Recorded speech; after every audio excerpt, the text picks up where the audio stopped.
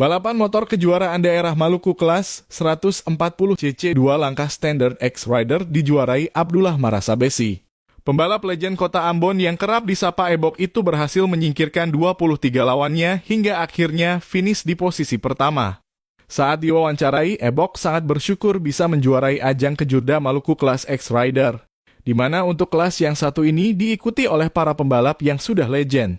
Alhamdulillah, saya bisa raih juara pertama di kelas X Rider, kata Ebok kepada Tribun Ambon, Minggu 4 Juni 2023. Di samping itu, ia berharap agar pemerintah daerah dapat mengadakan sirkuit permanen di Maluku. Itu harapan saya agar ada perhatian lebih dari pemerintah, ungkapnya. Adapun balapan motor 140 cc 2 langkah Standard X Rider diikuti 24 peserta, yakni 1. Abdullah Marasabesi 2. Merciano 3. Diki Paulus 4. Nicholas 5. Patrick Saherlau 6. Alan Hatuleli 7. Ronald 8. Glenn Palembang 9. Johnny Watimena 10. Mario Latukolan 11. Yesayas Alphonse 12.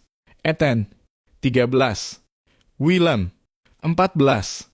Rexan Hetaria 15. Deki Ali 16. Gabriel Timisela 17. Stefano Thie 18. Susanto 19. Ricardo Kasman 20. Rizal 21. Mario Tamaela 22. Ebhar 23. Yesayas Alphonse